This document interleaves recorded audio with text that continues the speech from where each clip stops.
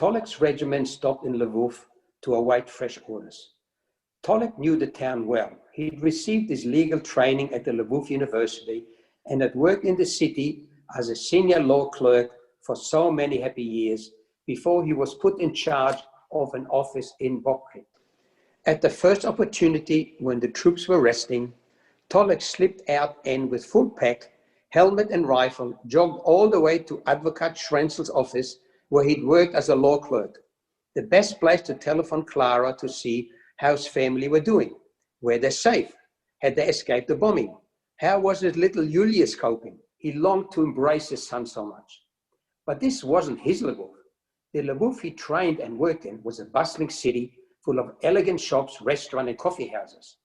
This town's main street was blocked by crush of overloaded cars, trucks, pushcarts, horse buggies, and pedestrians. Columns of troops marching in on trucks and horses moved east away from the war front. All around was honking, shouting, crying, arguing, pushing, and shoving. Houses and shops were boarded up, restaurants empty. Tolek knew from the army scuttlebutt that Lvov was on the attacking Germans' radar.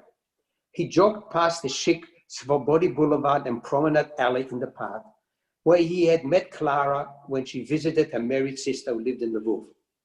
They strolled there often while they were courting, getting to know each other. Next came the grand Renuk Square Cafe. In the courting days, the cafe had stood opposite a fountain featuring a semi-clad Greek warrior, one arm raised in victory. Now the fountain was dry and listless, and a waiter in a long white apron stood like a statue in front of the deserted cafe, watching this mass exodus. The other coffee houses were closed. None of these refugees had the time or inclination for a coffee break. It could cost them their lives. The bored waiter yawned, not giving Tolek even a second look. Welcome to the Good Reading Magazine podcast.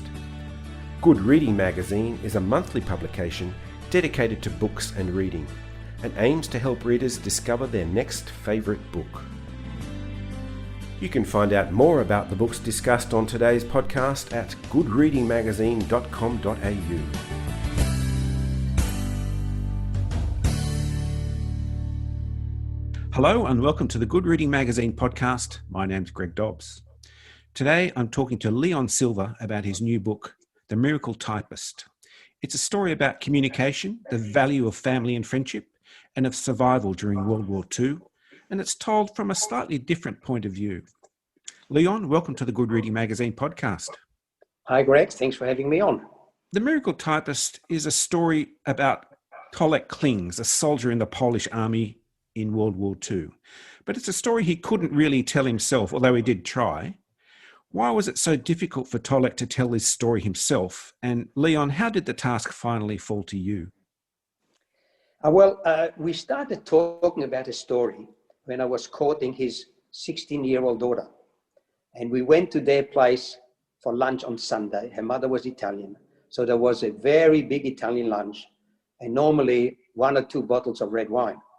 And I was an Aussie drinking beer guy. I'd never had wine. So 1 glass of Shiraz and I was floating. So then Tolek started telling me about his war experience because I was an amateur writer. I hadn't had anything published yet. He was telling me about the story because he said he wanted to put it in a book eventually for the sake of his grandchildren. So when they asked him, "What did you do in the war, Granddad?" he could hand them a copy of the book.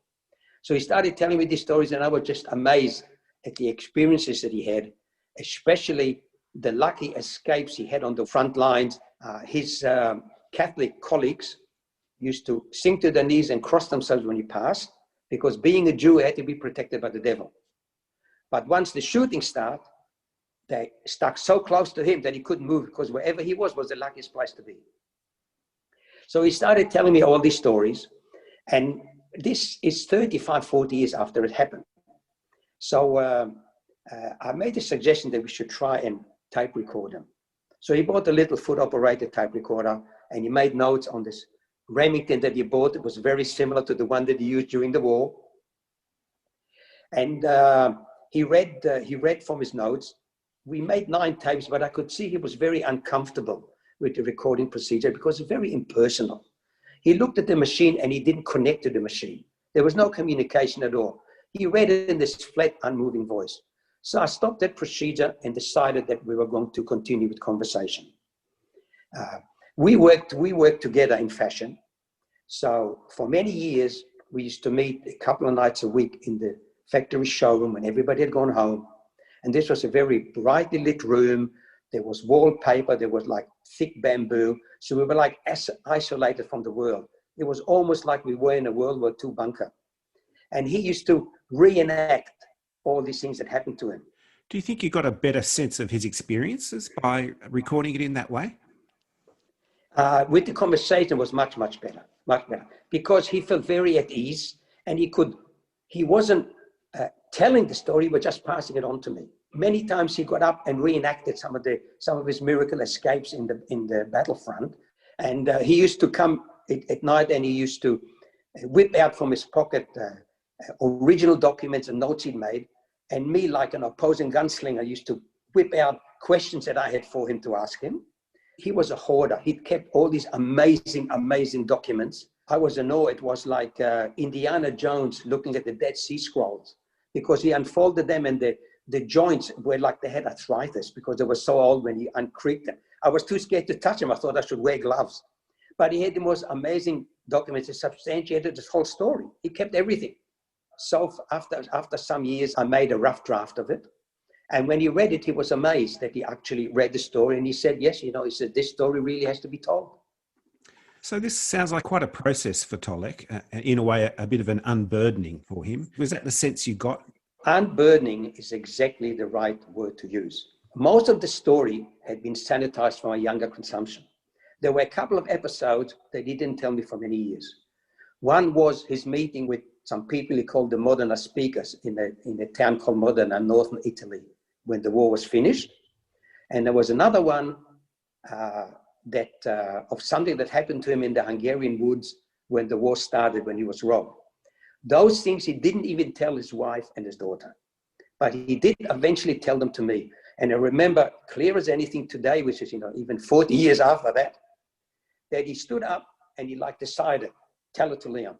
And he started telling me these two episodes. And when he finished, it was like a film lifted from his eyes, like a curtain had raised, because he felt he was vindicated. He had passed the baton on to me.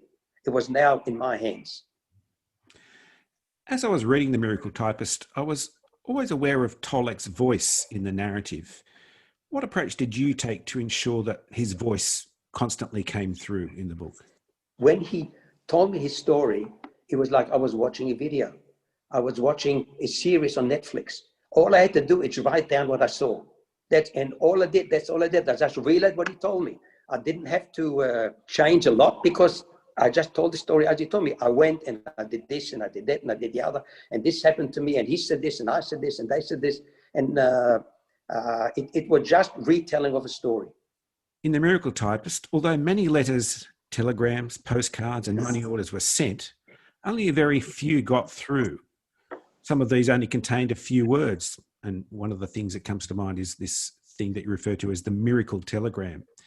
Did you get a sense through his telling of the preciousness that Tolek held in communication and maintaining the links to his family and friends as he told the story? Look, this is a very good point, because we live today in a world of communication. I mean, we in Melbourne are totally locked down now, but we can telephone, we can text, we can FaceTime, we can do anything. We can contact anyone, anywhere in Melbourne, Australia, around the world, no problem. But during that war, the communication was very, very difficult. Even before the war, communication was difficult. Not everybody had a telephone. You had to ring long distance if you were out of the area. And so you mostly communicated with telegrams. But once the Russians marched in and occupied Eastern Poland, when the Germans marched in and took Western Poland, they cut off all communication for security and to stop any information getting out through spies. So it was very, very difficult. He continuously tried to send telegrams, letters, money orders. Nothing arrived, nothing. He was lucky that he got a letter from his wife Clara when he was in the Hungarian internment camp that miraculously got through to him, telling him what the position was like under the Russian occupation. And then he got this unbelievable, amazing telegram, a real miracle telegram that she sent from Russian-occupied Poland in a German war zone to arrive in the British Mandate of Palestine, their sworn enemies. How it ever got through, nobody knew. Communication was the most difficult part, because when we think of those times in retrospect, we know what happened. We know what happened to the civilians during World War II. But these soldiers had no idea. There was no communication. The Polish army didn't pass on information because they didn't want the Jewish soldiers to desert. So they wanted to make sure that everything was fine. As you read in the book, the only way he got any information was he made friends with a journalist for the Polish army newspaper called the White Eagle. He was a very, very prominent journalist. He had good contacts in the Polish government of exile in London, who of course had very good contacts in the Polish underground called the Home Army. So this Jan Bielatowicz, his name was, he was an ardent anti-Semite to start with. They had some unbelievable hostile discussions, but after a while, because they were corporals and they shared the same tent, they actually became friends. They started helping each other continuously. So Jan was very tuned in to Tolek's desperation to get information, and he actually managed to get him 3 different communications from his wife during the wartime. It was unbelievable how he did that. Leon, I want to ask you how Tolek actually earned the title, the Miracle Typist. Well, when the war was lost for Poland, the army crossed the border into Hungary. They were put in the Hungarian internment camp. Tolek and 2 Polish friends escaped. They went to Budapest, then they went to Yugoslavia. He kept trying to rejoin the army because he wanted to fight for the fatherland. He wanted to come zooming down the main road of Popke in a Jeep, and his family will be waiting for him with laurels, you know, the typical ending that we see in war movies. He managed to rejoin the army in Yugoslavia, and they were shipped to Lebanon to join the Free French forces. When they arrived in Lebanon, they unloaded on the beach, and there was an announcement made. The office needed typists to process all the new soldiers. So only 3 men from the whole 2,000 people suddenly stepped forward. One of them was Tolek. So they put him in front of a typewriter, and he asked the sergeant to tell him to a childhood ditty. So the sergeant started talking, and Tolek looked at him while he typed. And the sergeant couldn't, he yelled out, "Captain, come in here. There's a man who makes miracles." He looks at me while he's typing. So the captain came in, he yanked the sheet out. He read it, he said, "You're the Miracle Typist." So Tolek kept looking at him, and he typed, "I am the Miracle Typist." And he took out the page and showed it to him. And that's the moniker that stuck to him through 6 years of war. Even the officers called him the Miracle Typist most of the time. Hardly anyone called him Tolek Klings. As a Polish Jew, Tolek was forced to deal with an enormous number of difficult people, and many of them harbouring a good deal of prejudice. At the same time, somehow Tolek was able to find good people and build strong relationships. What do you put that down to? Well, he was a very friendly guy, very easy to get on with. He wanted to do the best of his time in the army, and there were many Poles who weren't prejudiced. Many Poles who just judged him by what he was. Like when they escaped from the internment camp in Hungary, he knew that a Jew on his own wouldn't be able to do any good when he was out on his own in the wilderness, you know, trying to get to Budapest. So he recruited 2 Polish friends, Catholics, and they were all equal, and they liked him, and he liked them. In fact, they called him the fixer, because he had to make arrangements with the Jewish family to supply them clothes when they went through the sewers to be able to clean themselves up, supply them, drive them to the train station. So there were many Poles who were actually friends. The important point is that when you get to know your enemy, you find them very similar to you. So he made quite a lot of good friends. In the course of the book, Tolek is also faced with making a lot of critical decisions. Many of them are life or death decisions. He always seemed to make good decisions. Did he ever express any regret over any of those decisions? He made the best decisions at the time, weighing up everything that he knew, all the information he knew, and the best chances of how his family would survive. Now, his father was a soldier in the First World War, and civilians did all right during the First World War because it was largely a war between soldiers, you know, fighting in trenches in fields, attacking each other. But civilians seemed to cope all right. So he figured that the family might be all right. especially in the early part when they were occupied by the Russians, where there was no prejudice against Jews. I mean, life was hard. You had to get food stamps and all that, but they survived. Once the non-aggression pact was broken by the Germans and they attacked Russia, and Russia retreated out of Poland to defend Russia, it became a much more difficult time. But again, he had to continuously weigh up, should I defect or should I stay with the army? He wanted to stay with the army because he wanted to fight to the end. He wanted to fight, beat the Nazis, and arrive in Poland as a victorious soldier. So he had to make all these decisions, weigh up this side and weigh up this side. And sometimes he thought, should have done this or that, but largely he felt that he did the right decision. And of course, Tolek finally arrived in Australia in 1952, and it just made me think about a passage where Tolek refers to the drinking of beer. So I think the passage goes something like this. Tolek decided to stick to beer despite not being a beer drinker.